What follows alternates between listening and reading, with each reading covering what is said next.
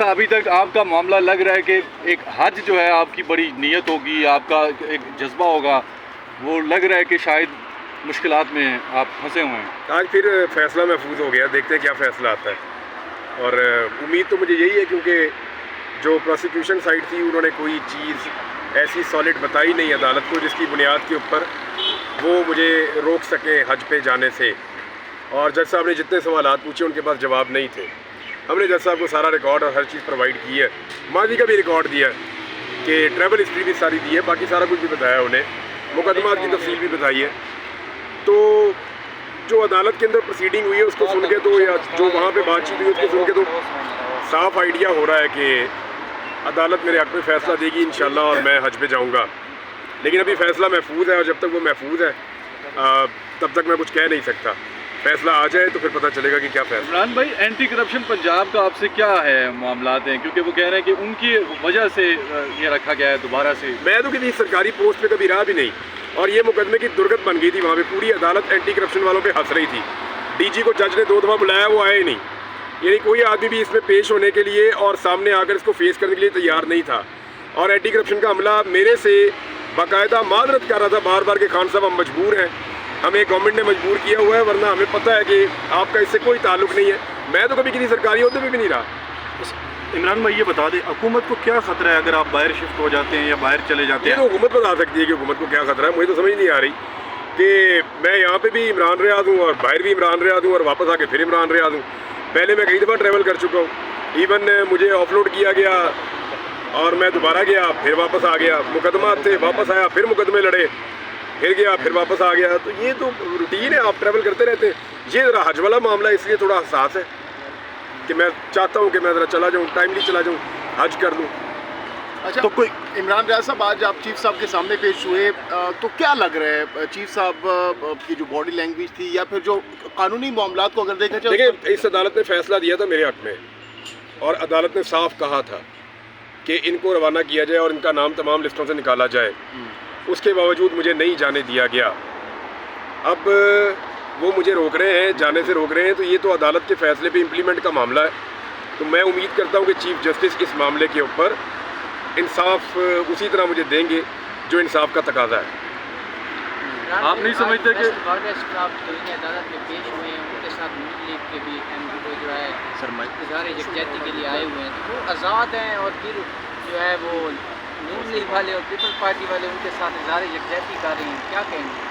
कोई भी आज़ाद video dead कर दो। सबको पता है, कोई भी आज़ाद नहीं है। सारे बंधे हुए हैं बेचारे, हाथों पैरों से बंधे हुए हैं, ज़बान से बंधे हुए हैं, दिमाग और सोच से बंधे हुए हैं, बहुत बुरी तरह कैद में है बेचारे। कोई आपको ऑफ़र दी जाती है कि आप बाहर ना जाएं किसी तरफ से? कोई नहीं, कौन ऑफ़र देगा? किसकी ज़रूरत है? कोई हुकूमत या कोई और? नहीं, कोई नहीं, कोई ऑफ़र नहीं। मुझे कौन ऑफ़र देगा? बाहर जाने की ऑफ़र देगा? जो मुझे देगा मैं कहूँगा जान दे। बाहर ना जाएं, आप बाहर ना जाएं।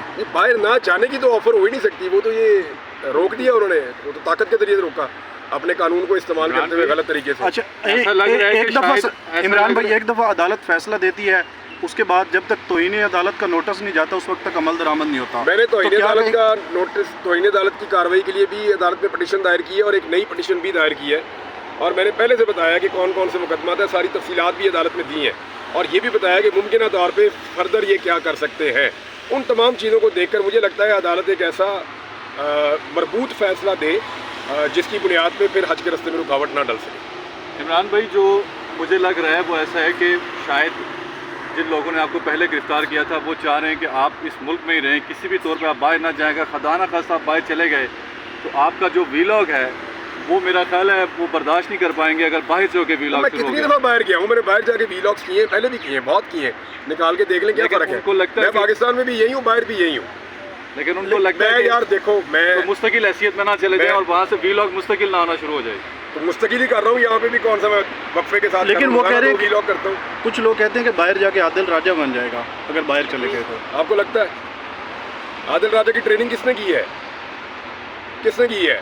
मेरे से पूछना, साबिर शाकिर का पूछो, मेरे से पूछना, किसी सहाफ़ी का पूछो, आदिल राजा का उनसे पूछो जिन्होंने ट्रेन किया उसको।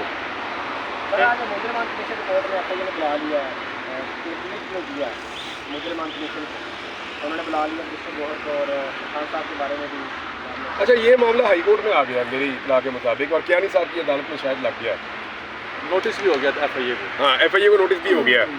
और शायद उन्होंने, जो उमर अयूब साहब हैं, उन्होंने FIA से हदूदुर्रहमान कमीशन की रिपोर्ट की कॉपी भी मांग ली है।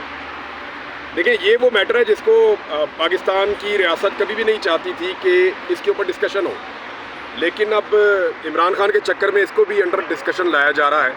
तो अब ये चीज़ें खुलेंगी कि एक्चुअली हदूदुर्रहमान कमीशन क्या है, उसकी रिपोर्ट क्या है, वो किस तरह लिखी गई, किन हालात में लिखी गई, लोगों ने क्या क्या कहा, क्या रिकमेंडेशंस थी, किस किस्म के हकायक थे, तो वो सारी चीज़ें सामने आएंगी। इमरान भाई, ये लोग थकते नहीं हैं इतना टारगेट कर करके हम लोगों को?